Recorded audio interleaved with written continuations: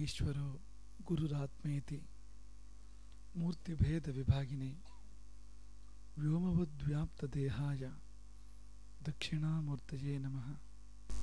ಜೀವ ದೇಹವನ್ನು ಸೇರಿದರೆ ಬಂಧನ, ವಿದೇಹವನ್ನು ಸೇರಿದರೆ ಮುಕ್ತಿ. ದೇಹವೇ ಬಂಧನ. ಮುಕ್ತಿ ಸಾಧನ ಯದ್ಯಪಿ ಇದು, ಆದರೆ ಮುಕ್ತಿ ಸಾಧನವಾಗದೇ ಇದ್ದಾಗ ಇದೊಂದು ಬಂಧನವೇ. ಒಂದು ಪಂಜರದೊಳಗೆ ಆತ್ಮವೆಂಬ ಶುಕ ಇದ್ದ ಹಾಗೆ ಈ ದೇಹದೊಳಗೆ. ಶುಕಮುನಿ ಮುಕ್ತಿಗಾಗಿ ವಿದೇಹವನ್ನು ಸೇರಿದರು. ವಿದೇಹದ ಸಮೃದ್ಧಿಯನ್ನು ನೋಡ್ತಾ ನೋಡ್ತಾ ವಿದೇಹದೊಳಗಿನಿಂದ ಮಿಥಿಲಾ ನಗರಿಯನ್ನು ತಲುಪಿದರು. ಸಮೃದ್ಧ ಜನಸೇವಿತಾನ್, ಅಲ್ಲಿಯ ಒಬ್ಬೊಬ್ಬ ಮನುಷ್ಯನು ಕೂಡ ಸಮೃದ್ಧನಾಗಿದ್ದ. ಅವರೆಲ್ಲರ ಸಮೃದ್ಧಿಯನ್ನು ಕಣ್ತುಂಬಿಕೊಂಡು ಆ ಗ್ರಾಮಗಳನ್ನು ದಾಟ್ತಾ ದಾಟ್ತಾ ನಗರಕ್ಕೆ ಸೇರ್ತಾರೆ. ಹಿಂದಿನ ಕಾಲದಲ್ಲಿ ನಗರದಲ್ಲಿ ಹೊರಗಡೆ ಉಪವನ ಇರ್ತಾ ಇತ್ತು. ಎಲ್ಲ ನಗರಗಳಲ್ಲೂ ಕೂಡ ನಗರದ ಹೊರವಲಯ ಉಪವನ, ಅದರ ಮೂಲಕವೇ ನಗರ ಪ್ರವೇಶ ಮಾಡಬೇಕಾಗಿತ್ತು. ಉಪವನ ಶಬ್ದವೇ ಹಾಗೆ. ಉಪ ಅಂದರೆ ಸಮೀಪ, ಉಪವನ ಅಂದರೆ ನಗರದ ಸಮೀಪ ಇರುವಂಥ ಮನುಷ್ಯ ನಿರ್ಮಿತವಾದ ಕಾನನ, ಅದಕ್ಕೆ ಉಪವನ ಅಂತ ಹೆಸರು. ಅಲ್ಲಿ ಪುಷ್ಪವೃಕ್ಷಗಳು, ಫಲವೃಕ್ಷಗಳು, ಲತೆಗಳು, ಲತಾ ಮಂಟಪಗಳು ಇಂಥವೆಲ್ಲ ಇರ್ತಾ ಇತ್ತು. ಅಯೋಧ್ಯೆಯಲ್ಲೂ ಕೂಡ ಇದೇ ರೀತಿ ವರ್ಣನೆ ಕೇಳ್ತೇವೆ ನಾವು. ಅಯೋಧ್ಯೆಯ ಹೊರವಲಯದಲ್ಲಿ ಉಪವನ ಇತ್ತು. ಹಾಗೆ ಮಿಥಿಲೆಯಲ್ಲೂ ಕೂಡ ಈ ಮಿಥಿಲೆಯ ಉಪವನ ತುಂಬ ಪ್ರಸಿದ್ಧವಾದದ್ದು. ಅಲ್ಲೇ ಇದ್ದದ್ದು ಗೌತಮರು, ಅಹಲ್ಯ ಗೌತಮರ ಆಶ್ರಮ ಅಲ್ಲೇ ಇದ್ದಿದ್ದು. ಅಲ್ಲಿಗೆ ರಾಮ ಬಂದು ಅಹಲ್ಯೋದ್ಧಾರ ಆಗಿದ್ದು. ಮತ್ತೆ ಅವರು ಕೂಡಿ ಬದುಕಿ ಬೆಳೆದ್ದು ಕೂಡ ಅಲ್ಲೇ ಮಿಥಿಲೆಯಲ್ಲಿ. ಯಾಕೆಂದರೆ ಮಿಥಿಲೆಗೆ ಅವರು ಪುರೋಹಿತರಾಗಿದ್ದರು. ಗೌತಮರು ಮಿಥಿಲೆಯ ಅರಸನ ಅಂದರೆ ಜನಕನ ಗುರು, ಅವರು ಕುಲಗುರು, ಕುಲಪುರೋಹಿತರು. ಹಾಗೆ ಸೀತಾರಾಮರ ವಿವಾಹವನ್ನು ಮಾಡಿಸಿದ್ದು ಅಹಲ್ಯ ಗೌತಮರ ಪುತ್ರನಾದ ಶತಾನಂದ. ಅಲ್ಲೇ ಆಶ್ರಮ ಇತ್ತು ಅವರದ್ದು. ಮಿಥಿಲೆಯ ಒಳಗಿರಲಿಲ್ಲ, ಮಿಥಿಲೆಯ ಹೊರಗೆ ಉಪವನದಲ್ಲಿ ಆಶ್ರಮ ಇತ್ತು. ಆ ರಮ್ಯವಾದ ಸಮೃದ್ಧಿ ಉಳ್ಳಂತ ಮತ್ತೆ ಮತ್ತೆ ಅದೇ ಪದನ್ನು ಬಳಸ್ತಾ ಇದ್ದಾರೆ. ಮಿಥಿಲೆಯ ಉಪವನವನ್ನು ಶುಕರು ಸೇರಿದರು. ಉಪವನವನ್ನು ದಾಟಿ ನಗರವನ್ನು ಪ್ರವೇಶ ಮಾಡ್ತಾರೆ. ನಗರ ಹೇಗಿತ್ತು ಅಂದರೆ, ರಸ್ತೆಗಳು ಹೇಗಿದ್ವು, ವಾತಾವರಣ ಹೇಗಿತ್ತು ಅಂದರೆ, ಹಸ್ತ್ಯಶ್ವ ರಥ ಸಂಕೀರ್ಣಂ ನರನಾರಿ ಸಮಾಕುಲಂ. ರಥದಲ್ಲಿ ಆನೆಗಳು ಸಂಚರಿಸ್ತಾ ಇದ್ವು. ರಾಜಧಾನಿ ಅಲ್ವಾ ಅವತ್ತಿನ ಕಾಲದ್ದು. ಹಾಗೆ ಆನೆಗಳು ಸಂಚರಿಸ್ತಾ ಇದ್ವು, ರಥಗಳು ಸಂಚರಿಸ್ತಾ ಇದ್ವು. ಈಗಲೂ ಕೂಡ ಬಸ್ಸುಗಳು ಸಂಚರಿಸ್ತಾ ಇರ್ತವೆ, ಕಾರುಗಳು ಸಂಚರಿಸ್ತಾ ಇರ್ತವೆ. ಹಾಗೆ ಇದೆ ಈಗಲೂ ಕೂಡ, ಹೆಚ್ಚಿಗೆ ವ್ಯತ್ಯಾಸ ಏನೂ ಇಲ್ಲ ಅಂತ. ಹಸ್ತ್ಯಶ್ವ ರಥ ಸಂಕೀರ್ಣಂ, ಆನೆಗಳು, ಕುದುರೆಗಳು ಅಂದರೆ ಈಗ ಎರಡು ಚಕ್ರದ್ದು ಓಡಾಡ್ತಾವಲ್ಲ, ಅದರಲ್ಲಿ ಕುದುರೆ ಅಂತ, ಸಣ್ಣ ಕುದುರೆ, ದೊಡ್ಡ ಕುದುರೆ ಅಂತ. ಹಾಗೆ ಆನೆಗಳು, ಕುದುರೆಗಳು ಮತ್ತು ರಥಗಳು ಸಂಚಾರ ಮಾಡ್ತಾ ಇದ್ವು ರಾಜಮಾರ್ಗಗಳಲ್ಲಿ. ನರನಾರಿ ಸಮಾಕುಲಂ, ನರರು ಮತ್ತು ನಾರಿಯರು, ನರ ಅಂದರೆ ಪುರುಷ ಅನ್ನೋ ಅರ್ಥದಲ್ಲಿ ಬಳಸಿದ್ದಾರೆ ಇಲ್ಲಿ. ಸ್ತ್ರೀ ಪುರುಷರು ಸಂಚಾರ ಮಾಡ್ತಾ ಇದ್ರು. ಅಂದರೆ ಇದು ಸಹಜವಾಗಿ ಕಣ್ಣಿಗೆ ಆ ದೃಶ್ಯ ಕಾಣ್ತಾ ಇತ್ತು. ಆನೆ, ಕುದುರೆ, ಮನುಷ್ಯರು ಎಲ್ಲ ಬೇರೆ ಬೇರೆ ವೈವಿಧ್ಯದ್ದು. ಬೇರೆ ಬೇರೆ ಬಗೆಯ ಆನೆಗಳು, ಬೇರೆ ಬೇರೆ ಬಗೆಯ ಕುದುರೆಗಳು, ನಾನಾ ಪ್ರಕಾರದ ರಥಗಳು. ಸಂಗ್ರಾಮ ರಥ ಬೇರೆ, ವಿಹಾರ ರಥ ಬೇರೆ, ಅದೆಲ್ಲ ಒಂದೇ ಅಲ್ಲ. ಸ್ತ್ರೀಯರು ಸಂಚಾರ ಮಾಡುವ ರಥ ಬೇರೆ, ಕರ್ಣೀಯ ರಥ ಅಂತ ಹೇಳ್ತಾರೆ. ಕರ್ಣೀಯ ರಥ ಅಂದರೆ ಚಿಕ್ಕ ರಥ, ಸ್ತ್ರೀಯರು ಸಂಚಾರ ಮಾಡುವಂಥದ್ದು. ಸಾಂಗ್ರಾಮಿಕ ರಥ ಅಂದರೆ ಅದು ಬೇರೆ ಥರ ಇರ್ತದೆ. ಅದು ಅಂದರೆ ಅಷ್ಟೆಲ್ಲ ಆಯುಧಗಳನ್ನ ಇಟ್ಕೊಳ್ಳಿಕ್ಕೆ ಅವಕಾಶ, ರಕ್ಷಣೆಗೆ ಹೆಚ್ಚು ಒತ್ತು ಹಾಗಿರ್ತದೆ. ಹಾಗೆ ನಾನಾ ಪ್ರಕಾರದ ಆನೆಗಳು, ನಾನಾ ಪ್ರಕಾರದ ರಥಗಳು, ಕುದುರೆಗಳು, ನಾನಾ ಪ್ರಕಾರದ ನರರು, ಪುರುಷರು, ಸ್ತ್ರೀಯರು, ಇವರೆಲ್ಲರ ನಡುವಿನಿಂದ ಹಾದು ಹೋಗ್ತಾರೆ ಶುಕರು. ಆದರೆ ನಮಗೆ ಇದ್ಯಾವುದು ವಿಶೇಷ ಅಂತ ಅನಿಸಿದ್ದಲ್ಲ. ಈ ಮುಂದಿನ ವಾಕ್ಯ ತುಂಬ ವಿಶೇಷತೆ ಇದೆ ಇಲ್ಲಿ. ಪಶ್ಯನ್ ಅಪಶ್ಯನ್ ನಿವತತ್ ಸಮತಿ ಗ್ರಾಮದ ಅಚ್ಯುತಃ. ನೋಡಿಯೂ ನೋಡದೆ ತನ್ನ ಸುತ್ತಮುತ್ತ ಇರತಕ್ಕಂಥ ಇಷ್ಟೆಲ್ಲ ಸಂಗತಿಗಳನ್ನು, ಬಗೆ ಬಗೆಯ ಕಟ್ಟಡಗಳು, ಬಗೆ ಬಗೆಯ ವಾಹನಗಳು. ವಾಹನ ಅವತ್ತಿನ ಕಾಲದಲ್ಲಿ ಆನೆ, ಕುದುರೆ, ರಥ ಇಂಥದ್ದು. ಬಗೆ ಬಗೆಯ ಮನುಷ್ಯರು. ಜೀವನವೇ ಕಣ್ಮುಂದೆ ತೆರೆದಿಡಲ್ಪಟ್ಟಿದೆ. ಜೀವನ ಚಿತ್ರಣ ಅದು.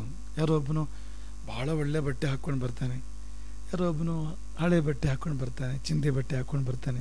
ಒಬ್ಬ ಭಿಕ್ಷೆ ಬೇಡ್ತಾ ಇರ್ತಾನೆ, ಇನ್ನೊಬ್ಬ ರಥದ ಮೇಲೆ ರಾಜನಾಗಿ ಅಂದರೆ ಭಾಳ ವೈಭವದಲ್ಲಿ ಪ್ರಯಾಣ ಮಾಡ್ತಾ ಇರ್ತಾನೆ. ಚಿಕ್ಕ ಚಿಕ್ಕ ಮಕ್ಕಳು ಇರ್ತಾರೆ, ದೊಡ್ಡವರು ಇರ್ತಾರೆ.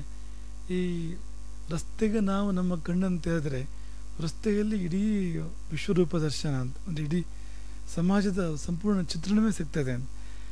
ಬೇರೆ ಬೇರೆ ಕಾರಣಕ್ಕೆ ರಸ್ತೆಗೆ ಎಲ್ಲರೂ ಬರಲೇಬೇಕಾಗ್ತದೆ. ಹಾಗಾಗಿ ಸಮಾಜ ದರ್ಶನ ಆಗುವಂಥದ್ದಲ್ಲಿ ಎಲ್ಲ ರೀತಿಯ ಸಂಗತಿಗಳು ಆಗುವಂಥದ್ದು. ಹೊಸ ಊರಿಗೆ ಹೋದ್ರಂತೂ ಅದು ನೋಡೋದೇ ಒಂದು ಕೆಲಸ ಅಂತ. ಯಾಕೆಂದರೆ ಎಲ್ಲ ಹೊಸ ಹೊಸ ಥರ ಇರ್ತದಲ್ವ ಅಲ್ಲಿ. ಈಗ ನಾವು ಈಗ ನೇಪಾಳಕ್ಕೆ ಹೋದರೆ, ಈಗಿನ ನೇಪಾಳ ಅದು ವಿಚಿತ್ರ ಕಾಣ್ತಾ ಇರ್ತದೆ ನಮಗೆ. ಎಲ್ಲ ಬೇರೆ ಬೇರೆ ಥರ ಇರ್ತಾರೆ. ಉಡುಗೆ ತೊಡುಗೆ ಬೇರೆ ಥರ ಇರ್ತದೆ, ಮಾತು ಬೇರೆ ಥರ ಇರ್ತದೆ, ವಾಹನಗಳು ಬೇರೆ ಥರ ಇರ್ತವೆ ಎಲ್ಲ. ಆಗ ಅದನ್ನೇ ಒಂದು ಕೌತುಕದಲ್ಲಿ ನೋಡ್ತಾ ಇರ್ತೇವೆ ನಾವು. ಇಲ್ಲಿ ಏನು ಹೇಳ್ತಾರೆ ಭಾರತಕಾರರು ಅಂದರೆ, ನೋಡಿದ ಅದರ ನೋಡಲಿಲ್ಲ, ಸಮತಿಕ್ರಾಮದು ದಾಟಿ ಹೋದ, ಅಚ್ಯುತನಾಗಿ ಎಲ್ಲಿಯೂ ಜಾರದೆ, ಚ್ಯುತಿ ಜಾರುವುದು, ಒಂದಿನಿತ್ತು ಅತ್ತ ಇತ್ತ ಜಾರದೆ ಎಲ್ಲವನ್ನು ನೋಡದೆ ಹೊರಟು ಹೋದ ಬಾಲಶುಕ. ಇಲ್ಲಿ ತುಂಬ ಆಲೋಚನೆ ಮಾಡುವಂಥದ್ದಿದೆ. ಸಾಧಾರಣ ನಾವೇನು ಮಾಡ್ತೇವೆ, ನಮಗೇನಾಗ್ತದೆ ಅಂತ ಯೋಚನೆ ಮಾಡಿ. ನೀವು ರಸ್ತೆಯಲ್ಲಿ ಹೋಗ್ತಾ ಇರಬೇಕಾದ್ರೆ ನೀವು ಬೇರೆ ಏನಾದರೂ ತಲೆ ಬಿಸಿಲಿದ್ದರೆ ವಿಷಯ ಬೇರೆ, ಇಲ್ದಿದ್ರೆ ಎಲ್ಲ ಗಮನ ಸೆಳೀತಾವಲ್ವಾ. ನಿಮ್ಮ ಊರೇ ಆದರೆ ನೀವು ನಿತ್ಯ ಓಡಾಡ್ತಾ ಇರ್ತೀರಿ. ನೀವು ಹೊಸ ಊರಿಗೆ ಹೋಗಿ ನೋಡಿಲ್ಲ ಅನ್ನೋ ಹೋಗಿ ನೋಡೋಣ. ಹೊಸ ಊರಿಗೆ ಹೋಗ್ತೀರಪ್ಪ ಅಲ್ವಾ. ಕಗ್ಗದ ಕವಿ ಈ ಮಾತು ನೆನಪಾಗತ್ತೆ ನಮಗೆ. ಬಾನೊಡಿರುವುದೇ ಪಕ್ಷಿ ಪಾರ್ವದಾರಿಯ ನಕ್ಷೆ. ಈ ಹಕ್ಕಿ ಹಾರುತ್ತದಲ್ಲ, ಅಲ್ಲಿ ಹಾರೋ ದಾರಿ ನಕ್ಷೆ ಇದೆಯಾ ಹಕ್ಕಿದು. ಇಂಥ ಆಲ್ಟಿಟ್ಯೂಡು ಉಂಟ ಏನಾರು ಹಕ್ಕಿದು? ವಿಮಾನಕ್ಕೆ ಇದೆಯಲ್ಲ, ಲೋಹದ ಹಕ್ಕಿಗೆ ಇದೆ ಅದೆಲ್ಲ ಪಾರ್ವದಾರಿಯ ನಕ್ಷೆ. ಆದರೆ ಸಹಜ ಹಕ್ಕಿಗಳಿಗೆ ಅವಕ್ಕೂ ಗೊತ್ತಿಲ್ಲ ನಿನ್ನ ಮುಂದೆ ಹೇಗೆ ಹಾರಿ ಹೋಗ್ತೀವಿ ಅಂತ ಕೇಳಿದ್ರೆ ಗೊತ್ತಿಲ್ಲ. ಅದಕ್ಕೂ ರೆಕ್ಕೆ ಪೋದಂತಲೆದು ಸಿಕ್ಕಿದನು ಸಂಗ್ರಹಿಸುವಂಥ ಪ್ರಾಣಿ ಇದು ಅಂತ ಒಂದು ಜೀವ ಅದು ಅಂತ. ಹಾಗಾಗಿ ಬಾನುಳಿ ಇರುವುದೇ ಪಕ್ಷಿ ಪಾರ್ವದಾರಿಯ ನಕ್ಷೆ ಇಲ್ಲ. ಮೀನು ನೀರುಳು ನುಸುಳೆ ಪಥ ನಿಯಮ ವಿಹುದೆ. ನೀರಲ್ಲಿ ಮೀನು ಸಂಚಾರ ಮಾಡ್ತಾ ಇರ್ತದಲ್ಲ, ಅಲ್ಲಿ ಏನಾದ್ರು ಟ್ರಾಫಿಕ್ ರೂಲ್ಸ್ ಏನಾದ್ರು ಇದೆಯಾ? ಸಮುದ್ರದಲ್ಲಿಯೋ ನದಿಯಲ್ಲಿಯೋ ಹೇಗೆ ಹೋಗಬೇಕು, ಎಷ್ಟೇ ಮುಂದೆ ಎಷ್ಟೇ ಹಿಂದೆ ಏನಾದ್ರು ಇದೆಯಾ ನೋಡಿ. ಕಗ್ಗದ ಕವಿ ಅದಕ್ಕೇನು ಹೇಳ್ತಾರೆ ಅಂದರೆ, ಏನು ಜೀವವ ನೆಳೆವುದು, ಏನು ನೂಕುವುದದನ್ನು, ಏನೋ ಎಳಿತದೆ ಅದನ್ನು. ಕೆಲವು ಸರ್ತಿ ಯಾವುದೋ ಎಳೆದು ಅಲ್ಲಿ ಹೋಗೋದುಂಟು, ಇನ್ಯಾವುದೋ ನೂಕಿ ಹೋಗೋದುಂಟು. ಕೆಲವು ಸರ್ತಿ ಇರುವಲ್ಲಿ ಇರ್ಲಿಕ್ಕೆ ಮನಸ್ಸಾಗ್ತಿದ್ರೆ ಎದ್ದು ಹೋಗ್ತಿರ್ತೇನೋ, ಅದು ನೂಕಿ ಹೋಗೋದು ಅಂತ ಲೆಕ್ಕ ಅದು. ಅಥವಾ ಇರೋರು ಯಾರು ನೂಕಿದರೆ ಆಗಲೂ ಹೋಗ್ಬೇಕಾಗ್ತದೆ ಬೇರೆ ಕಡೆಗೆ. ಅರ್ಧಚಂದ್ರ ಪ್ರಯೋಗ ಅಂತ ಇದೆಯಲ್ಲ, ಇದು ಅರ್ಧಚಂದ್ರ. ಇದು ಕತ್ತಿ ಹಿಡಿದು ದಬ್ಬದ ಅನ್ನೋದಕ್ಕೆ ಗಂಭೀರವಾದ ಸಂಸ್ಕೃತ ಶಬ್ದ ಪ್ರಯೋಗ ಮಾಡಿದರೆ ಅರ್ಧಚಂದ್ರ ಅಂತ ಅದಕ್ಕೆ ಹೆಸರು. ಈಗ ಹೀಗಿದೆ ಹೀಗಿರೋದ್ರಿಂದ ಅಂತ. ಹಾಗೆ ಯಾರೋ ನೂಕಬೇಕು, ಅಥವಾ ನಮ್ಮ ಮನಸ್ಸೇ ನಮ್ಮನ್ನು ನೂಕಬೇಕು, ಇಲ್ಲಿರೋ ಹಾಗಿಲ್ಲ ಅಂತ, ಅಥವಾ ಇನ್ನೇನೋ ಸೆಳಿಬೇಕು ನಮ್ಮನ್ನು. ಹಾಗೆ ಅಲ್ವಾ ಪಕ್ಷಿ ಹಾರೋದಾಗಲಿ, ಮೀನು ಈಜೋದಾಗಲಿ, ಮನುಷ್ಯನಾದರೂ ಕೂಡ ಹಾಗೆ. ಈ ಪತನಯಮ ರಸ್ತೆಯಲ್ಲಿ ಉಂಟು, ಅದರ ಜೀವನದಲ್ಲಿ ಇಲ್ಲ. ನಮಗೆ ಗೊತ್ತಿಲ್ಲ ನಾಳೆ ಏನು ಅಂತ, ನಮ್ಗೆ ಗೊತ್ತಿಲ್ಲ. ಪಕ್ಕನ ಕೇಳಿದ್ರೆ ನಾಳೆ ಮಧ್ಯಾಹ್ನಕ್ಕೆ ಏನು ತರಕಾರಿ ಅಂತ ಕೇಳಿದ್ರೆ ನಿಮ್ಮಲ್ಲಿ 199 ಜನ ಉತ್ತರ ಕೊಡೋದಿಲ್ಲ. ನಮ್ಗೆ ಗೊತ್ತು. ನಿನ್ನೆ ಏನಂತ ಕೇಳಿದ್ರೆ ಉತ್ತರ ಕೊಡೋದಿಲ್ಲ, ಮರ್ತೋಗಿದೆ. ಒಂದು ವಾರದ ಕೇಳಿದ್ರೆ ನಮಗೆ ಯಾರೊಬ್ಬರು ಉತ್ತರ ಕೊಡೋದಿಲ್ಲ. ಇಲ್ಲಿರೋರು ಯಾರೊಬ್ಬರು ಒಂದು ವಾರ ಏನೇನು ಊಟ ಮಾಡೋದು ಹೇಳು, ಏನೇನು ತಿಂಡಿ ಹೇಳು ಅಂದರೆ, ಒಂದೇ ಊಟ ಮಾಡೋದಾದರೆ ಹೇಳ್ಬೋದು. ದಿನ ಗಂಜಿ ಊಟ ಮಾಡೋದಾದರೆ ಗಂಜಿ ಊಟ ಅಂತ ಹೇಳ್ಬೋದು. ಇಲ್ಲದಿದ್ರೆ ಹೇಳೋಕ್ಕೆ ಸಾಧ್ಯನೇ ಇಲ್ಲ ಅಂತ. ಅಂದರೆ ಗೊತ್ತು ಗುರಿ ಇಲ್ಲ ಅಂತ ಜೀವನದಲ್ಲಿ. ನಾವೆಷ್ಟೇ ಪ್ಲಾನ್ ಮಾಡ್ತೇವೆ ಅಂತ ಅಂದ್ಕೊಂಡ್ರೂ ಕೂಡ ನಾಳೆ ನಮಗೆ ಗೊತ್ತಿಲ್ಲ, ಮುಂದಿನ ಕ್ಷಣನೇ ನಮಗೆ ಗೊತ್ತಿಲ್ಲ. ನೀವು ಇಲ್ಲಿಂದ ಹೋಗ್ಬೇಕಾದ್ರೆ ಮಳೆ ಬರ್ಬೋದು ಬರದೇ ಇರ್ಬೋದು, ಗೊತ್ತಿಲ್ಲ. ಬಂದಮೇಲೆ ಗೊತ್ತಾಗತ್ತೆ. ಈ ಮಳೆ ಬಂದ್ರೆ ನಾವು ಹೇಳಿದ್ದಕ್ಕೆ ಬಂತು ಅಂತ ಅನ್ಬೇಡಿ ಆಮೇಲೆ. ಹಾಗೆ ನೀನೊಂದು ಗಾಳಿಪಟ ಮಂಕುತಿಮ್ಮ, ಗಾಳಿಪಟದ ಹಾಗೆ ಗಾಳಿ ಬಂದ ಕಡೆ ಹಾರ್ಕೊಂಡು ಹೋಗ್ತಾ ಇರ್ತದೆ ಅದು ಅಂತ. ಹಾಗೆ ಜೀವನ ನಮ್ಮನ್ನು ತಗೊಂಡು ಹೋಗ್ತಾ ಇರ್ತದೆ, ಎಲ್ಲಿಂದ ಎಲ್ಲಿಗೋ ಎಲ್ಲಿಂದ ಎಲ್ಲಿಗೋ. ನೀವು ಎಷ್ಟು ಪ್ಲಾನ್ ಮಾಡಿದ್ರು ನಿಮ್ಮನ್ನು ಎಲ್ಲಿಂದ ಎಲ್ಲಿಗೂ ಕರ್ಕೊಂಡು ಹೋಗ್ತಾ ಇರ್ತದೆ. ಕರ್ಕೊಂಡು ಹೋಗ್ತಾ ಇರ್ತದೆ ಅಂದರೆ ನಾವು ಪ್ರಭಾವಕ್ಕೆ ಒಳಗಾಗ್ತೇವೆ. ಅದರಿಂದಾಗಿ ಹಾಗೆ ಯಾವುದೋ ಒಂದು ಸಂಗತಿ ನಮ್ಮ ಮೇಲೆ ಪ್ರಭಾವ ಬೀರಿ ಎಲ್ಲಿಂದ ಎಲ್ಲಿಗೂ ನಮ್ಮನ್ನು ಕರ್ಕೊಂಡು ಹೋಗ್ತದೆ. ಹಳ್ಳಿಲಿದ್ದವನು ಬೆಂಗಳೂರಿಗೆ, ಬೆಂಗಳೂರಲ್ಲಿದ್ದವನು ಫಾರಿನಿಗೆ, ಒಂದು ದಿವಸ ಅಲ್ಲಿಗೆ. ನಮ್ಮ ಕೈಲಿಲ್ಲ ಯಾವುದು, ಆ ತರಹ ಇದೆ ಅಂತ. ಹಾಗೆ ಏನೋ ನೂಕುವುದು, ಏನೋ ಎಳೆಯುವುದು, ಇದೇ ಜೀವನ ಆದರೆ ಹೇಗೆ? ಇಲ್ಲಿ ಯಾಕೆ ಬಂದೇನೋ, ಅಲ್ಲಿಂದ ನೂಕಿದ್ರು ಇಲ್ಲಿ ಬಂದೆ, ಅಲ್ಲಿ ಯಾಕೆ ಹೋಗ್ತೀಯ, ಅಲ್ಲೇನೋ ಎಳಿತಾ ಇದೆ ಅಲ್ಲಿ ಹೋಗ್ತೀನಿ, ಇದೇ ಜೀವನ. ಇಷ್ಟೇ ಜೀವನ ಅಂದರೆ. ಒಂದೋ ಯಾರೋ ನೂಕಿದ್ರು ಅಂತ, ಇಲ್ಲೋ ಯಾರೋ ಎಳೆದ್ರು ಅಂತ. ಇದು ಬಿಟ್ಟು ನಮ್ಮ ಗತಿಯೇ ಇಲ್ಲ ಅಂತ ಹಾಗಿದೆ. ಇಲ್ಲ ನಾವು ಇಷ್ಟಪಟ್ಟು ಹೋಗಿದ್ದು ಅಂದರು, ಏನೋ ಸೆಳೆದಿದೆ ಅಲ್ಲಿ ಅಂತ. ಇಷ್ಟಪಟ್ಟು ಅಂದ್ರೆ ಏನು, ಅದೇ ಅದು, ಅಲ್ಲೇನೋ ಸೆಳೀತು ಅಂತ. ಹಾಗೆ ನಾವು ಆ ಕಡೆ ಹೋದ್ವು ಅಂತ. ಇದನ್ನ ಯಾಕೆ ನೆನಪಿಸ್ಕೊಳ್ತಾ ಇದ್ದೇವೆ ನಾವಂದರೆ, ಅಂದರೆ ಬಾಹ್ಯ ವಸ್ತುಗಳು, ಬಾಹ್ಯ ಸಂಗತಿಗಳು ಬೀರುವ ಪ್ರಭಾವ ನಮ್ಮ ಮೇಲೆ, ಅವು ನಮ್ಮನ್ನು ಆಟ ಆಡಿಸುವ ರೀತಿ, ಅದೆಲ್ಲ ಮಾಯೆ. ಹೊರಗಿನದೆಲ್ಲವನ್ನು ಸೇರಿ ಮಾಯೆ ಅಂತ ಹೆಸರು. ಅದೇ ಮಾಯೆ ಇಲ್ಲಿಂದ ಕರೆಯೋದು, ಅಲ್ಲಿಂದ ನೂಕೋದು ಎಲ್ಲ ಮಾಡುತ್ತೆ. ನಿನ್ನೆ ಕರೆಯೋದು, ಇವತ್ತು ನೂಕೋದು, ನಾಳೆ ಕರೆಯೋದು, ಮತ್ತೆ ಇದೆಲ್ಲ ಮಾಡುತ್ತೆ. ಅದು ನಮಗೆ ಗೊತ್ತಿಲ್ಲ ಪಾಪ. ಹಾಗಾಗಿ ನಾವು ಅದಕ್ಕೆ ವಶವಾಗಿ ನೂಕಿದಾಗ ಹೋಗೋದು, ಕರೆದಾಗ ಬರೋದು ಮಾಡ್ತಾ ಇದ್ದೇವೆ. ಅದೇ ಮಾಡ್ತಾ ಇರೋದು ಎಲ್ಲ ಕಡೆ ಇದ್ಕೊಂಡು. ಈಗ ನಾವು ಏನನ್ನು ನೋಡಬಾರದು ಅಂತಲ್ಲ, ಆ ಶಬ್ದ ಪ್ರಯೋಗ ಆಗಿದೆ ಅಲ್ಲಿ. ಅಪಶ್ಯನ್ನಿವ ತುಂಬ ಚಂದ ಶಬ್ದ ಪ್ರಯೋಗ. ಪಶ್ಯನ್ ಅಂದರೆ ನೋಡ್ತಾ ಇದ್ದಾನೆ, ಅಪಶ್ಯನ್ನಿವ ಅಂತ ಆದರೆ ನೋಡದಿರುವನಂತೆ, ಸಮತಿಕ್ರಾಮತ ದಾಟಿ ಹೋದನು. ಇದೆಲ್ಲ ಸರಿ ಅಂತ, ನನ್ನ ಕೆಲಸ ಬೇರೆ ಇದೆ ಅಂತ, ಇದೆಲ್ಲ ಅಲ್ಲ. ಹಾಗಾಗಿ ಕಿಂಚಿನ್ ಮಾತ್ರವೂ ಯಾವುದೂ ಆತನನ್ನು ಸೆಳೆಯಲಿಲ್ಲ. ವ್ಯತ್ಯಾಸ ಗಮನಿಸ್ಬೇಕು ನೀವು. ಈ ಪ್ರಪಂಚವನ್ನು ನೋಡಿ, ನೀವು ಪ್ರಪಂಚದೊಟ್ಟಿಗೆ ಒಡನಾಡಿ, ಆದರೆ ಅದು ನಿಮ್ಮನ್ನು ಆಳಲಿಕ್ಕೆ ಬಿಡಬೇಡಿ. ನಿಮ್ಮದೇ ಆದ ಗೊತ್ತು ಗುರಿ ಇರಲಿ, ಆ ಕಡೆಗೇ ಸಾಗಿ. ಇಲ್ಲಾಂದರೆ ಕಷ್ಟ ಆಗ್ಬೋದು. ಈಗ ಬೆಂಗಳೂರಿಗೆ ಹೊರಟಿದ್ದೀರಿ ನೀವು ಊರಿಂದ, ಅಂದರೆ ಒಂದು 300 ಕಿಲೋಮೀಟರ್ ದೂರದ ಊರು, ಅದರಿಂದ ಹೊರಟಿದ್ದೀರಿ ಅಂದರೆ ಬರ್ತಾ ತುಂಬ ಆ ಕಡೆ ಈ ಕಡೆ ನೋಡೋಂಥ ವಿಷಯಗಳಿದೆ. ಅಥವಾ ಡಾಬಾಗಳಿರ್ಬೋದು, ಹೋಟೆಲ್ಗಳಿರ್ಬೋದು, ಇನ್ನೊಂದು ಜನ ಇರ್ಬೋದು. ಆಮೇಲೆ ಇಲ್ಲಿ ಬರೋಕ್ಕೆ ಮರ್ತು ಹೋದ್ರಿ ಅಂತ ಮಧ್ಯದಲ್ಲಿ ಅಂತ, ಹಾಗಾಗಬಾರ್ದಲ್ವಾ? ಹಾಗೆ ಮಾಡ್ಕೊಡೋದಿಲ್ಲ ಅಲ್ವಾ ಅಂತ. ಎಲ್ಲ ಡಾಬಾಕ್ಕೆ ಹೋದರು, ಆಮೇಲೆ ವಾಪಸ್ ಬಂದು ಗಾಡಿ ಹತ್ತಿ ಮತ್ತೆ ಈ ಕಡೆಗೆ ಬರ್ತೀವಿ ಅಂತ ಅಲ್ವಾ? ಹಾಗೆ ಒಂದು ವೇಳೆ ಅಲ್ಲಿ ಹೋಗಿ ಮರ್ತು ಹೋಗಿ ಅಲ್ಲಿಂದ ಇನ್ನೆಲ್ಲೋ ಹೋಗಿ ಮತ್ತೆಲ್ಲೋ ಹೋಗಿ ಇಲ್ಲಿಗೆ ಬರ್ತಿದ್ದಾಗಾದ್ರೆ ಹಾಗೆ ಮಾಡ್ಕೊಡೋದಿಲ್ಲ ಅಲ್ವಾ? ನಾವು ನಮ್ಮ ಸಹಜ ಮಾಮೂಲಿ ಪ್ರಯಾಣಗಳಲ್ಲಿ ಒಂದು ಇಲ್ಲಿಗೆ ಹೋಗೋದನ್ನು ನಿಶ್ಚಯ ಮಾಡಿದರೆ ಅಲ್ಲಿ ಹೋಗ್ತಾ ಇರ್ತೇವೆ. ದಾರಿ ಮಧ್ಯದಲ್ಲಿ ಏನು ಕಂಡ್ರೂ ಕಾಣಿಸ್ತು ಅಷ್ಟೇ. ಒಂದು ಕ್ಷಣ ನೋಡಿದೆ ಮುಂದೆ ಹೋಗ್ತಾ ಇದ್ದೇನೆ ಅಲ್ಲಿ. ಹಾಗೆ ಆ ಅಂತಿಮ ಸತ್ಯ ಇದೆಯಲ್ಲ, ಆ ಕಡೆಗೆ ಹೊರಟವನು ಈ ಪ್ರಪಂಚವನ್ನು ಹಾಗೆ ಇಟ್ಕೋಬೇಕು. ಅವನು ನೋಡಿದ್ಯಾ? ನೋಡಿದೆ. ನೋಡಲಿಲ್ವಾ? ನೋಡಲಿಲ್ಲ.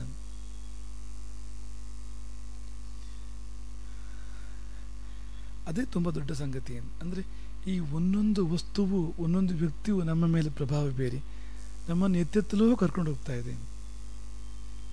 ಇವತ್ತು ಇದು ಚೆನ್ನಾಗಿದೆ ಅಂತ ಅನ್ನಿಸ್ತು, ನಾಳೆ ಅದು ರುಚಿ ಇದೆ ಅಂತ ಅನ್ನಿಸ್ತು, ನಾಡಿದ್ದು ಇದರ ಪರಿಮಳ ಒಳ್ಳೆಯದು ಅಂತ ಅನ್ನಿಸ್ತು.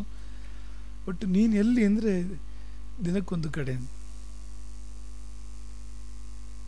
ಹಾಗಾಗಬಾರ್ದು. ಹಾಗಾಗಿ ಇರಬೇಕು, ಇದ್ದು ಇರದಂತಿರಬೇಕು. ಇರಬಾರ್ದು ಅಂತಲ್ಲ, ಬಿಟ್ಟು ಹೋಗುವಂತಲ್ಲ, ಅಥವಾ ನೀವು ಮಾಡೋ ಕರ್ತವ್ಯಗಳನ್ನು ಮಾಡಬೇಡ ಅಂತಲ್ಲ, ಎಲ್ಲ ಮಾಡು. ಆದರೆ ಅದು ನಿನ್ನನ್ನು ಎಲ್ಲೋ ಎಳ್ಕೊಂಡು ಹೋಗದಿರೋ ಹಾಗೆ ನಿನ್ನ ಮೇಲೆ ನಿನಗೆ ನಿಯಂತ್ರಣ ಇರಲಿ ಅಷ್ಟೇ ಹೇಳ್ತಾ ಇರೋದು. ನಿನ್ನ ಮೇಲೆ ನಿನಗೆ ನಿಯಂತ್ರಣ ಇರಲಿ.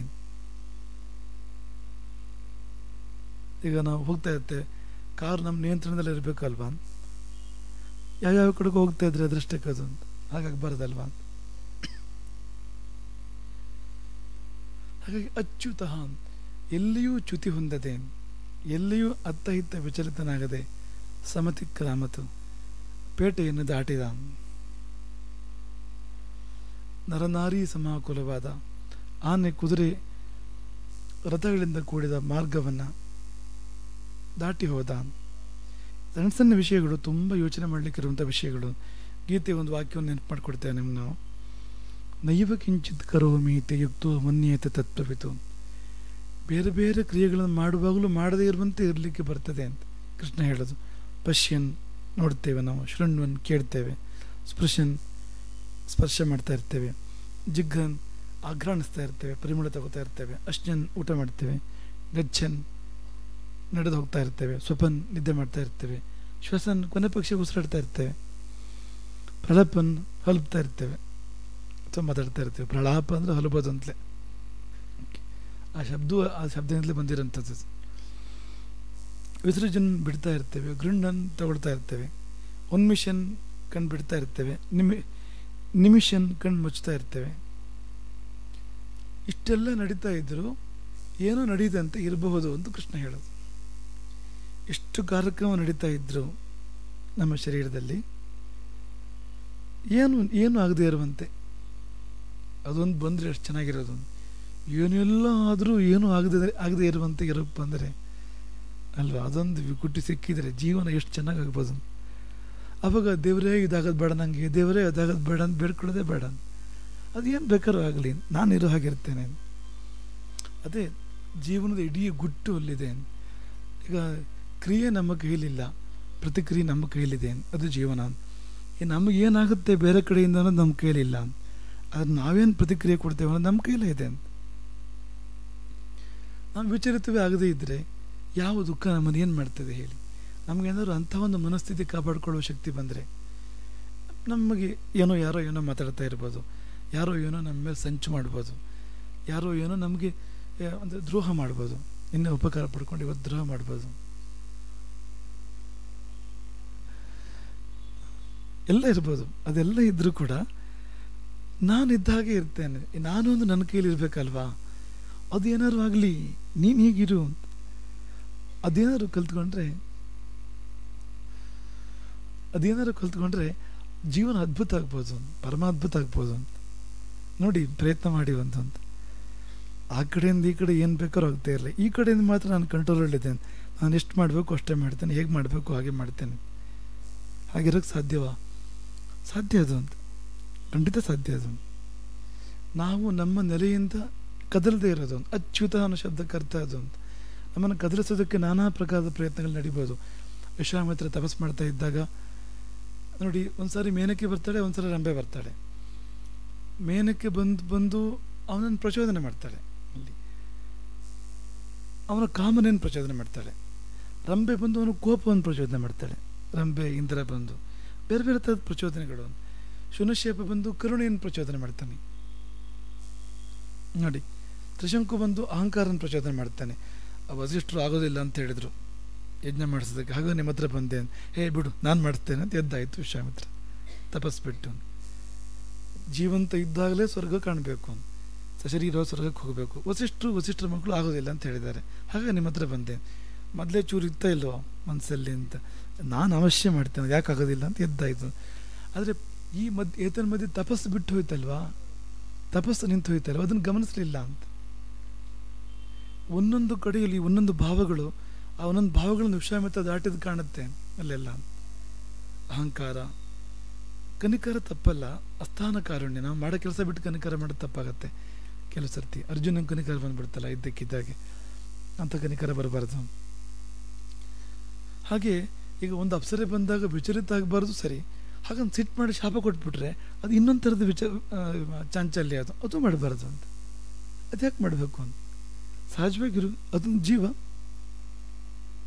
ಕಳಿಸ್ಕೊಡು, ಮುಂದೆ ಬರುತ್ತೆ ಅಂಥ ಸಂದರ್ಭಗಳಲ್ಲಿ ಶುಕಮುನಿ ಜೀವನದಲ್ಲಿ. ಇದ್ಯಾಕೆ ಮಾಡೋಕ್ಕಾಗಲ್ಲ ಅಂತ. ಹಾಗಾಗಿ ಈಗ ನೀವು ಡ್ರೈವ್ ಮಾಡ್ತಾ ಇರಬೇಕಾದ್ರೆ ಹೈವೇಯಲ್ಲಿ ಎದುರಿನ ವಾಹನದವನು ಏನು ಮಾಡ್ತಾನೆ ಅನ್ನೋದು ನಿಮ್ಮ ಕೈಯಲ್ಲಿಲ್ಲ ಅಲ್ವಾ, ನಿಮ್ಮ ಕೈಲಿಲ್ಲ, ಖಂಡಿತ ನಿಮ್ಮ ಕೈಲಿಲ್ಲ. ಆದರೆ ನಿಮ್ಮ ವಾಹನದ ಸ್ಟೇರಿಂಗ್ ನಿಮ್ಮ ಕೈಯಲ್ಲಿದೆ. ಕೊನೆಯ ಪಕ್ಷ ಈಗ ನಿಮ್ಮ ಕಡೆಯಿಂದ ಅಚಾತುರ್ಯ ಆಗದೇ ಇದ್ದರೆ 50% ಅಪಘಾತಗಳು ತಪ್ಪಿದ ಹಾಗೆ. ಇನ್ನು ನೀವು ಪೂರ್ತಿ ಫರ್ಮ್ ಕಂಟ್ರೋಲ್ ನಿಮಗಿದ್ರೆ ನಿಮ್ಮ ವಾಹನದ ಮೇಲೆ, ಆ ಕಡೆನೂ ತಪ್ಪು ಮಾಡಿದಾಗಲೂ ಒಂದು ಚಾನ್ಸ್ ಇದೆ ತಪ್ಪಿಸ್ಕೊಳ್ಳೋದಕ್ಕೆ ನೀವು ಅಂತ. ಇನ್ನೊಂದು 25% ಅದರ ಮೇಲೆ ಬರುವಂಥದ್ದು ನಿಮಗಿರೋವಂಥದ್ದು, ಅದು ಏನು ಮಾಡೋಕ್ಕಾಗೋದಿಲ್ಲ, ಅದನ್ನ ತಗೊಳ್ಳೋದೇ ನಾವು ಅದನ್ನು ಅಂತ. ಹಾಗಾಗಿ ಆ ತರಹ ಜೀವನದಲ್ಲೂ ಕೂಡ ಆಕ್ಸಿಡೆಂಟ್ಗಳನ್ನು ಹಾಗೆ ನಾವು ಮೀರಬೇಕು ಅಂತ, ನಮ್ಮ ಜೀವನದಲ್ಲಿ ಬರುವಂಥ ಅಪಘಾತಗಳನ್ನು ಪಶ್ಯನ್ ಅಪಶ್ಯನ್ಯವಾನ್. ಕೆಲವು ಸಂಗತಿಗಳಿಗೆ ಹಾಗಿರ್ಲಿಕ್ಕೆ ಬರಬೇಕು ನಮಗೆ. ಕೆಲವು ಕಡೆ ಹೃದಯ ಒಂದು ತೆರೆದು ಎಲ್ಲ ತಗೊಳ್ಬೇಕು ಒಳಗಡೆಗೆ ಪೂರ್ತಿ, ಇನ್ನು ಕೆಲವು ಕಡೆ ಮುಚ್ಚಿರಬೇಕು ಅಂತ, ಅದು ಬಂದು ಹೋಯ್ತು ಅಷ್ಟೇ, ಇಲ್ಲೇನಾಗಿಲ್ಲ ಅಂತ. ಈಗ ಪಶ್ಯನ್ ಅಪಶ್ಯನ್ಯವ ಅಂದರೆ ನೋಡಿಯೂ ನೋಡದಂತೆ ಅಂದರೆ ಏನರ್ಥ? ನೋಡಿದ್ದಕ್ಕೆ ಗುರುತೇ ಇಲ್ಲ ಅಂತ ಅರ್ಥ. ಅದಕ್ಕೆ ಈ ನೋಡಿದ್ದು ಗುರುತು ಮಾಡಿ ಹೋಗಿದ್ರೆ ಆಗ ನೋಡಲಿಲ್ಲ ಅಂತ ಹೇಳಂದ್ರೆ ನೋಡಿಯೂ ನೋಡದಂತೆ ಅನ್ನೋದಕ್ಕೆ ಅವಕಾಶ ಇಲ್ಲ. ನೋಡಿದ್ದೇನು ಗುರುತೇ ಮಾಡಿಲ್ಲ, ಹಾಗೆ ಬಂತು ಹಾಗೆ ಹೋಯ್ತು ಅಷ್ಟೇ. ಇಲ್ಲಿಂದ ಏನೂ ತಗೊಂಡು ಹೋಗಿಲ್ಲ, ಇಲ್ಲಿಗೇನೂ ಕೊಟ್ಟು ಹೋಗಿಲ್ಲ ನೋಡಿ. ಯಾರೋ ಬಂದು ಕೂತು ಹೋದರೆ ಅವ್ರ ಪರಿಮಳ ಇರ್ಬೋದು, ಇಲ್ಲಿ ಇರುತ್ತಲ್ವಾ, ಅವ್ರೇನೋ ಬಿಟ್ಟೋಗಿರ್ಬೋದು, ಕನ್ನಡಕನೋ ಕಚೇರಿನೋ ಏನೋ ಬಿಟ್ಟೋಗಿರ್ಬೋದು, ಏನೋ ಬಿಟ್ಟೋಗಿರ್ತಾರಲ್ವಾ. ಹಾಗೆ ಅಂದರೆ ನಾವು ಏನನ್ನೇ ಬಳಸಿದಾಗಲೂ ನೋಡಿದಾಗಲೂ ಅಥವಾ ಯಾವುದ್ರ ಜೊತೆ ಸಂಪರ್ಕಕ್ಕೆ ಬಂದಾಗಲೂ ಒಂದು ಪರಿಣಾಮ ಅಂತ ನಮ್ಮ ಮೇಲೆ ಆಗುತ್ತೆ ಅಂತ. ಅದು ಆಗದಿರುವಂತೆ ಇರಬೇಕು, ಅದು ನಿರ್ಲಿಪ್ತನಾಗಿರಬೇಕು. ಈ ಒಂದು ದೋಸಕ ಅವರಿಗೆ ನಿರ್ಲೇಪ ಅಂತ ಹೆಸರಂತೆ, ಅದೊಂದು ದೋಸಕಾಲಿ ಇತ್ತೀಚೆಗೆ ಈ ಪರಿವಾರದಲ್ಲಿ ಅವರು ಹೇಳಿದ್ನ ಕೇಳಿದನು, ನಿರ್ಲೇಪ ಅಂತ ದೋಸಕ ಏನು ಅಂತ, ಎಣ್ಣೆ ಹಚ್ಚಬೇಕಾಗಿಲ್ಲ ಅಂತ ಏನೋ ಬಹುಶಃ ಅದಕ್ಕೆ, ಅದೇ ಅಂಟ್ಕೊಳ್ಳೋದಿಲ್ಲ. ನೀವು ಹಾಗಿರಬೇಕು ಅಂತ, ಅದೇ ಅದರಾಗಿ ವಿಷಯ ಅಷ್ಟೇ, ಬೇರೆ ಎಂತ ಇಲ್ಲ ಅಂತ. ಈಗ ದಾಸಕಾವಲೆ ಮೇಲೆ ಏನು ಬಂದು ಹೋದರು ಅದು ಮೊದಲನಾಗೆ ಇರೋದಾದರೆ ನಾನ್ ಸ್ಟಿಕ್ ಅಂದರೆ ಅದೇ ತಾನೆ ಅಂತ, ಅವಾಗ ಯಮಧರ್ಮನ ಸ್ಟಿಕ್ ಬರೋದಿಲ್ಲ ನಮ್ಮ ಮೇಲೆ ಅಂತ. ಹಾಗಿದ್ರೆ ನೀವು ಅಂಟುಕೊಂಡು ಆ ಗುರುತು ಉಳಿದ್ರೆ, ಈ ದೋಸೆ ಬಂದು ಹೋದ ಮೇಲೆ ಆ ದೋಸೆ ಅರ್ಧ ಎಲ್ಲಿ ಉಳ್ಕೊಂಡಿದ್ರೆ, ಕವಲೆಯಲ್ಲಿ ಉಳ್ಕೊಂಡಿದ್ರೆ ಮುಂದಿನ ದೋಸೆ ಕಷ್ಟ ಆಗುತ್ತೆ ಅಷ್ಟೇ. ಅಲ್ಲಿ ಅದನ್ನೇ ಹೇಳ್ತಾ ಇರೋದು ಶುಕಮುನಿ. ಪಶ್ಯನ್ ಅಪಶ್ಯನ್ ಇವ, ತುಂಬ ಸಣ್ಣ ವಿಷಯ. ಪೇಟೆಯಲ್ಲಿ ಹೋಗ್ತಾ ಪಶ್ಯನ್ ಅಪಶ್ಯನ್ ಇವ ಯಯವು ಅಂತ, ನೋಡಿಯೂ ನೋಡದೆ ಅಂದರೆ ಯಾವ ಪ್ರಭಾವಕ್ಕೂ ಒಳಗಾಗದೆ ಅದರಿಂದ. ಸರಿ, ಯಾವ ಅಂದರೆ ಕಣ್ಣಿಗೇನು ಕಂಡಿಲ್ಲ ಅಂತ ಅರ್ಥ ಅಲ್ಲ, ನಾವು ಕೆಲವು ಸಲ ತಪ್ಪು ತಿಳ್ಕೊಂಡ್ಬಿಡ್ತೇವೆ ಅಂತ. ಇದು ಸಾಧನೆ ಅಂದರೆ ಯಾರ ಜೊತೆಗೂ ಮಾತಾಡದೇ ಇರೋದು ಅಂತ. ಹಂಗೆಲ್ಲ ಹಾಗೆಲ್ಲ ಮಾಡೋಕ್ಕೂ ಆಗೋದಿಲ್ಲ ನಿಮಗೆ ಆ ಥರ. ಅಂದರೆ ಅದೆಲ್ಲ ಪ್ರಯತ್ನ ಮಾಡೋಕ್ಕೆ ಹೋಗ್ಬೇಡಿ. ಆಮೇಲೆ ಡಬಲ್ ಸ್ಪೀಡಲ್ಲಿ ವಾಪಸ್ ಬರ್ತೀರಿ, ಮೊದಲಿದ್ದಕ್ಕಿಂತ ಹಿಂದೆ ಹೋಗ್ಬಿಡ್ತೀರಿ ಅಷ್ಟೊತ್ತಿಗೆ, ಇದೆಲ್ಲ ಹೋಗೋದೆಲ್ಲ ಬಿಡು ಅಂತ. ಹಾಗೆಲ್ಲ ಮಾಡೋಕ್ಕೆ ಹೋಗ್ಬೇಡಿ, ಹಾಗೆಲ್ಲ ಮಾಡಬೇಕಾಗಿಲ್ಲ. ಅದಕ್ಕೆ ಪಶ್ಯನ್ ಅಂತ ಶಬ್ದ ಬಳಸಿದ್ದಾರೆ ಅಂತ. ನೋಡು ಪ್ರಪಂಚವನ್ನು, ಏನಾಯ್ತು ಈಗ. ಆದರೆ ಒಂದು ತರಹದ ಬ್ಯಾಲೆನ್ಸ್ ನಿನ್ನ ಮನಸ್ಸಿಗೆ ಬೇಕು ಅಂತ ಅಷ್ಟೇ, ಒಂದು ಸಂತುಲನ ನಿನ್ನ ಮನಸ್ಸಿಗೆ ಬೇಕು ಅಂತ. ಆಗ ನೋಡಿದ್ದು ನಿನ್ನ ಮೇಲೆ ಅನಾಹುತ ಮಾಡೋಕ್ಕೆ ಸಾಧ್ಯ ಇಲ್ಲ. ನೀನು ತಯಾರಿರಬೇಕು ಅದು ಬೀರುವ ಪರಿಣಾಮಗಳನ್ನು ಜೀರ್ಣ ಮಾಡ್ಕೊಳ್ಳೋದಕ್ಕೆ, ಅಥವಾ ಪರಿಣಾಮ ಬೀರದಂತೆ ಇರೋದಕ್ಕೆ. ಅದೇ ನಿರ್ಲೇಪ ಆಗಿ ಇರುವಂಥ. ನಿರ್ಲೇಪ ಸಂಸ್ಕೃತ ಪದ, ಅದು ಲೇಪ ಅಂದರೆ ಅಂಟು, ನಿರ್ಲೇಪ ಅಂದರೆ ಅಂಟಿಲ್ಲ, ಯಾವುದೂ ಅಂಟೋದಿಲ್ಲ. ಅದಕ್ಕೆ ಎಣ್ಣೆ ಹಚ್ಚಿರು, ಹಿಂದಿನ ಕಾಲದ ದೋಸೆಗೆ ಎಣ್ಣೆ ಹಚ್ತಾಯಿದ್ರು, ದೋಸೆ ಕಾವಲಿಗೆ ಎಣ್ಣೆ ಹಚ್ತಾಯಿದ್ರು. ಸರಿ, ಆಗ ಎಣ್ಣೆ ಮಾತ್ರ ಅಂಟ್ತಾ ಇತ್ತು ಹೊರತು ಬೇರೆ ಏನು ಅಂಟ್ತಾ ಇರಲಿಲ್ಲ, ದೋಸೆ ಅಂಟ್ತಾ ಇರಲಿಲ್ಲ ಅಂತ. ಹಲಸಿನ ಹಣ್ಣು ತಿನ್ಬೇಕಾದ್ರೆ ಕಂಪಲ್ಸರಿ ಮೊದಲು ಎಣ್ಣೆ ಹಚ್ಕೋ ಕೈಗೆಲ್ಲ ಅಂತ. ಈಗ ಹಲಸಿನ ಹಣ್ಣೆ ನಿರ್ಲೇಪ ಬರ್ತಾ ಇದೆ, ಈಗ ಬರ್ತಾ ಅದು ಏನಪ್ಪ, ಒಂಟಿರದ ಹಲಸಿನ ಹಣ್ಣು ಒಂದು ಅರ್ಥವೇ ಇಲ್ಲ ಅದಕ್ಕಿಂತ. ನಿಮಗೆ ಆ ತೊಳೆ ರುಚಿಯಾಗಬೇಕು ಅಂದರೆ ಒಂದಷ್ಟು ಅಂಟುವಿರೇ ರುಚಿಯಾಗೋದು ಅದು ಅಂತ. ಅದು ಏನೇನೋ ಅಂಟಿದ್ರೆ ಪ್ರಯೋಜನ ಇಲ್ಲ ಏನು ಅಂತ. ನೀವು ಮಾವಿನ ಹಣ್ಣು ತಿಂದರೆ ಗುರುತು ಈ ಕಡೆ ಸ್ವಲ್ಪ ಅವ್ರಿಗೆ ಕಾಣಬೇಕು. ಇದ್ರೆ ಯಾಕೆ ಮಾವಿನ ಹಣ್ಣು ತಿನ್ನಬೇಕು ಸುಮ್ಮನೆ? ಈಗ ಗೇರು ಹಣ್ಣು, ಗೇರು ಬೀಜವೋ, ಮಾವಿನ ಹಣ್ಣು ತಿಂದರೆ ಮುಖದಲ್ಲಿ ಅದು ಗುರುತು ಉಳಿಬೇಕು ಅಂತ. ಇಲ್ಲಿ ಶುಕಮುನಿ ಹೇಳಿದ್ದೇನೆಂದರೆ, ಹಾಗೆ ಗುರುತು ಉಳಿದೇ ತಿನ್ನಕ್ಕೆ ಬರುತ್ತಾ ನಿಂಗೆ ಅಂತ ಅವ್ರು ಕೇಳಿದ್ದಷ್ಟೇ. ಬಂದರೆ ಜಾಣನೇನಂತ ಶುಕಮುನಿ ಮಾಡಿದ್ದದು. ಅವ್ರೇನು ಹೇಳಲಿಲ್ಲ, ಅವ್ರ ನಡೆನ ಆ ಥರ ಇದೆ ಅಂತ, ಜೀವನವೇ ಪಾಠ ಒಂಥರ ಆ ಥರ ಇದೆ ಅಂತ. ಹಾಗಾಗಿ ಗೀತಾಚಾರ್ಯ ಹೇಳ್ತಾನೆ, ಇಂದ್ರಿಯಾಣಿ ಇಂದ್ರಿಯಾರ್ಥೇಶು ವರ್ತಂತೆ ಇತಿ ಧಾರಯನ್. ಈಗ ಹೌದು, ಕಣ್ಣು ನೋಡ್ತಾ ಇದೆ ಆನೆಯನ್ನು ಅಷ್ಟೇ ಅಂತ, ಕಣ್ಣು ಆನೆಯನ್ನು ನೋಡ್ತಾ ಇದೆ ಅಂತ. ಇಂದ್ರಿಯ, ಕಣ್ಣು ಇಂದ್ರಿಯ, ಅದನ್ನು ಇಂದ್ರಿಯಾರ್ಥ ಅಂತ ಕರೀತಾರೆ. ಯಾವುದನ್ನು ನೋಡ್ತೇವೋ ಅದನ್ನು ಇಂದ್ರಿಯಾರ್ಥ ಅಂತ ಕರೀತಾರೆ. ನೋಡುವುದು ಇಂದ್ರಿಯ, ಈ ಇಂದ್ರಿಯಾರ್ಥದಲ್ಲಿದೆ ಅಂತ ಅಷ್ಟೇ ಅಂತ. ನನಗೇನಾಯ್ತು ಈಗ, ನಾನು ಒಳಗಡೆ ಇದ್ದೀನಿ,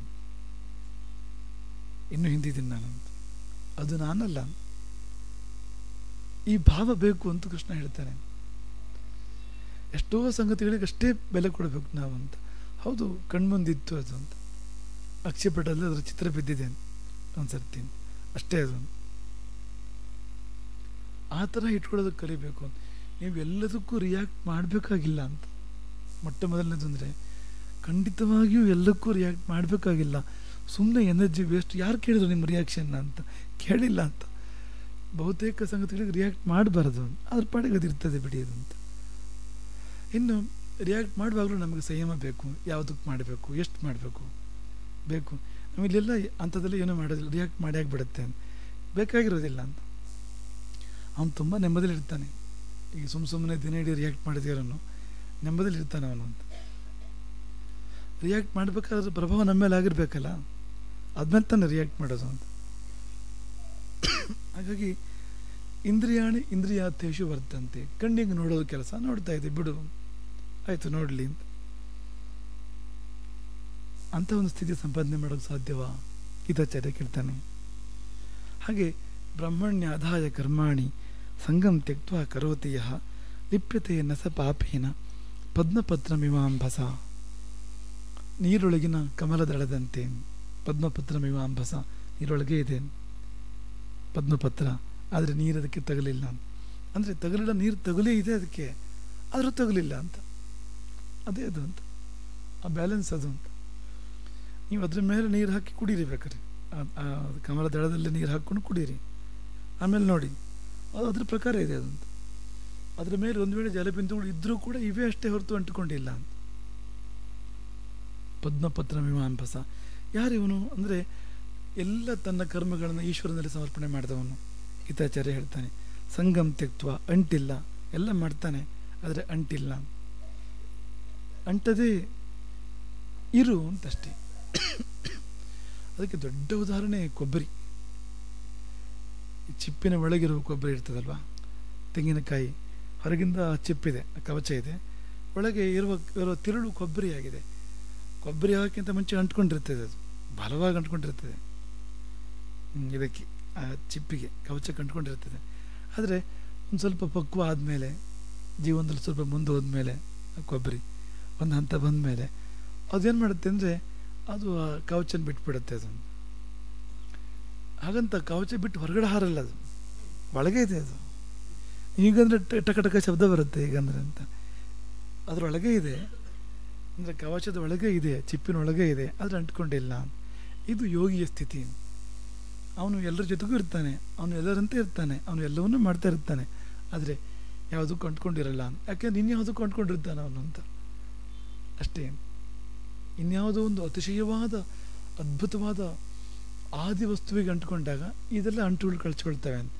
ಹಾಗಾಗಿ ಅವನು ಇದ್ರೆ ಸಂತೋಷ ಪಡ್ತಾನೆ, ಇಲ್ಲದಿದ್ರೆ ಬೇಜಾರು ಮಾಡೋದಿಲ್ಲ. ಆ ಥರ ಇರೋಕ್ಕೆ ಸಾಧ್ಯವ?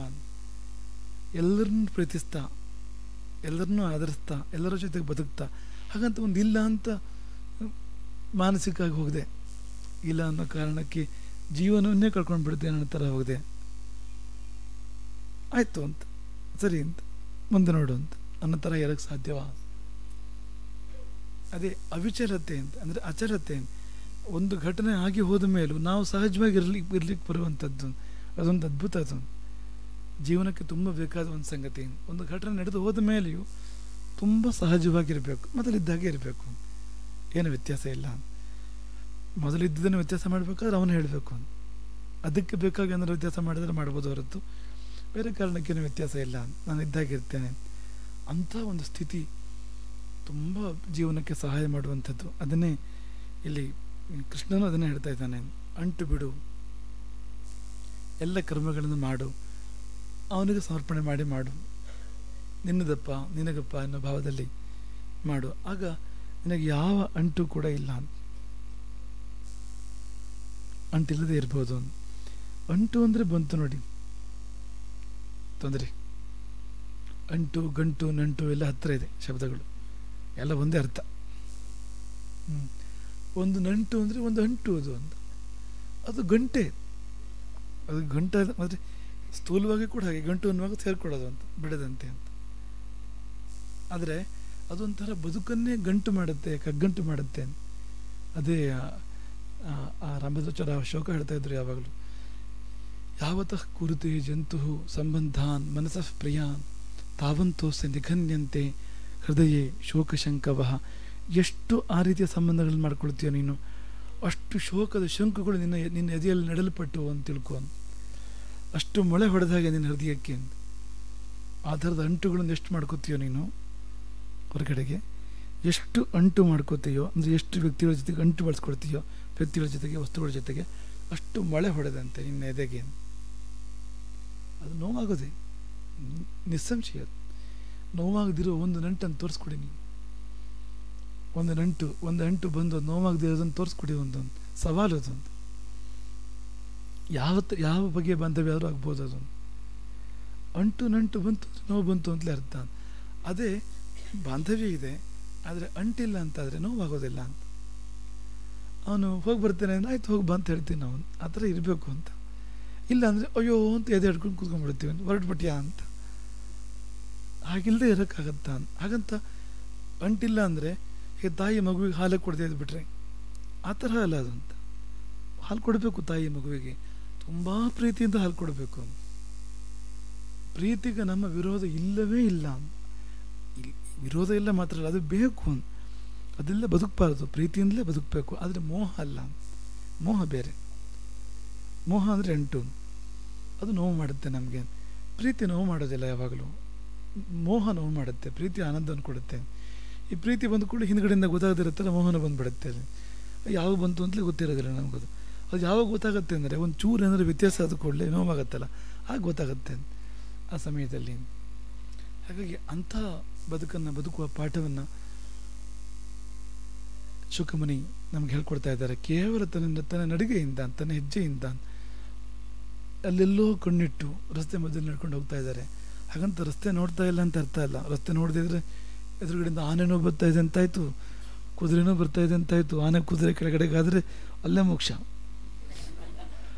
ಹಂಗಲ್ಲ ಅದು. ಅದೆಲ್ಲ ಸರಿಯಾಗಿ ನೋಡ್ತಾ ಇದ್ದಾರೆ, ನೋಡಿಲ್ಲ ಅಂತ ಅರ್ಥ ಇಲ್ಲ ಅದಕ್ಕೆ. ಆದರೆ ಅಂತರದೃಷ್ಟಿ ಅಲ್ಲೇ ಇದೆ ಅಂತ, ಆ ಲಕ್ಷ್ಯ ದೃಷ್ಟಿ ಅಲ್ಲಿಯೇ ಇದೆ, ಬೇರೆ ಎಲ್ಲೂ ಇಲ್ಲ ಅಂತ. ಹಾಗಾಗಿ ಇದನ್ನು ನೋಡಿ ಬಿಟ್ಟು ಮುಂದೆ ಹೋಗು. ಅದನ್ನು ಆ ಮುಂದೆ ಹೋಗೋದೇ ತುಂಬ ತುಂಬ ಮುಖ್ಯ ವಿಷಯ ಜೀವನದಲ್ಲಿ ಅಂತ. ನಾವು ಎಷ್ಟೋ ಸತಿ ಮುಂದೆ ಹೋಗೋದೇ ಇಲ್ಲ. 25 ವರ್ಷದ ಹಿಂದೆ ಹಂಗಾಯಿತು ನನಗೆ ಅಂತ. ನೀನು ಯಾಕಲ್ಲಿದೆಯೇ ಇನ್ನು ಅಂತ. 25 ವರ್ಷ ಆಗಿದೆಯಲ್ಲ ಅಂತ ಹೋಗು ಮುಂದೆ. ಜೀವನ ನಿಲ್ಲೋದೇ ಇಲ್ಲ ಅಂತ. ಈಗ ನೀನು ಎಂತ ಹೇಳಿದ್ರು ಮುಂದಿನ ಕ್ಷಣ ನನ್ನ ಜೀವನದಲ್ಲಿ ಬಂದೇ ಬರುತ್ತಲ್ವಾ. ಮುಂದಿನ ಕ್ಷಣ, ಮುಂದಿನ ಗಂಟೆ, ಮುಂದಿನ ದಿನ ಮುಂದೆ ಹೋಗ್ತಾ ಇದೆ ಅದು. ನೀವು ಅಲ್ಲಿರೋದೆ ಅಂತ ಮತ್ತೆ ನೀನು ಒಬ್ಬನೇ ಮುಂದೆ ಹೋದರೆ ಇಡೀ ಪ್ರಪಂಚ ಮುಂದೆ ಹೋಗ್ತಾ ಇದೆ ಒಂದು ಕಡೆಯಿಂದ. ನೀನು ಒಂದು ಕ್ಷಣ ಹಿಂದಿದ್ರೆ ಔಟ್ಡೇಟೆಡ್ ನೀನು, ಅಂಥ ಸ್ಥಿತಿ ಇದೆ ಅಂತ. ನಿಲ್ಲೋ ಹಾಗೆ ಇಲ್ಲ ಇಲ್ಲಿ ಅಂತ. ಹಾಗಿರುವಾಗ ಅದು ಯಾವುದೋ ಹಿಂದೆ ನೋಡಿದ್ದನ್ನೇ ಇಟ್ಕೊಂಡು ಆ ಕಡೆ ತಿರುಗಿ ಅದು ಇನ್ನೂ ಅಪಾಯ ಅಂತ. ಈಗ ಏನೋ ಭಾಳ ಕಣ್ಸಡಿತು, ಮುಂದೆ ಹೋದ, ಹಿಂತಿರುಗಿ ನೋಡಿದರೆ ಮುಂದೆ ಬರ್ತಾ ಇರೋದು ಕಾಣೋದಿಲ್ಲ ಅಂತ. ಹಿಂದೆ ನೋಡ್ತಾ ಮುಂದೆ ಹೋಗೋದು ತುಂಬ ಅಪಾಯ. ಅದು ಅದರಷ್ಟು ಅಪಾಯ ಬೇರೆ ಯಾವುದೂ ಇಲ್ಲ ಅಂತ. ಹಾಗಾಗಿ ನೋಡಿ ಬಿಟ್ಟು ಮುಂದೆ ಹೋಗುವಂಥ, ಎಷ್ಟು ಬೇಕೋ ಅಷ್ಟು ತಗೊಂಡು ಬಿಟ್ಟು, ಹೆಚ್ಚಿನಲ್ಲಿ ಏನೂ ತಗೊಳಕ್ಕೆ ಇರೋದಿಲ್ಲ, ಬಿಟ್ಟು ಹೋಗೋದೇ ಅದು. ಯಾವುದೋ ಕೆಲವು ಸಂಗತಿಗಳು ತಗೊಳಕ್ಕಿರುತ್ತೆ ಜೀವನದಲ್ಲಿ, ತಗೊಂಡು ಮುಂದೆ ಹೋಗ್ತಾ ಇರೋ ಅದು ಬದುಕು. ಜೀವನ ಅಂದರೆ ಆ ಶಬ್ದಕ್ಕೆ ಜಲ ಅಂತ ಅರ್ಥ ಇದೆ. ಜಲ ಮುಂದುವರಿಯುತ್ತೆ, ಹಿಂದರಿಯೋದಿಲ್ಲ. ಅಂಥ ಹರಿವು ನಮ್ಮ ಮನಸ್ಸಿಗಿದ್ದಾಗ ಸಾಗರದ ಕಡೆಗೆ ಜೀವನ, ಜಲದ ಹರಿವು, ಜೀವನದಿ ಅಂತ ಕರೀತಾರೆ. ಸಮುದ್ರ ಪರ್ಯಂತ ಹರಿಯುವ ನದಿಗೆ ಜೀವನದಿ ಅಂತ ಹೆಸರು. ಆ ಜೀವನದಿ ನಾವಾಗಿದ್ದರೆ ಇದು ಜೀವನದಿ. ಇದು ಯಾಕೆ ಕರೀತಾರೆ ಅಂದರೆ ಆತ್ಮಸಾಗರದವರೆಗೆ ಹರಿಬೇಕು ಅದು ಅಂತ. ಹಿಂದೆ ಬಿಟ್ಟು ಮುಂದೆ ಹರಿತಾ ಇರಬೇಕು ಅದು. ಅಂಥ ಹರಿವು ನಮ್ಮ ಜೀವನದಲ್ಲಿ ಬರಬೇಕು. ಬಂದಾಗ ಇವತ್ತೆಲ್ಲ ನಾಳೆ ಎಲ್ಲ ಇನ್ನೊಂದು ದಿನ ನಾವೆಲ್ಲ ಹೋಗಿ ತಲುಪುತ್ತೇವೆ. ಹರಿರಾಮ್.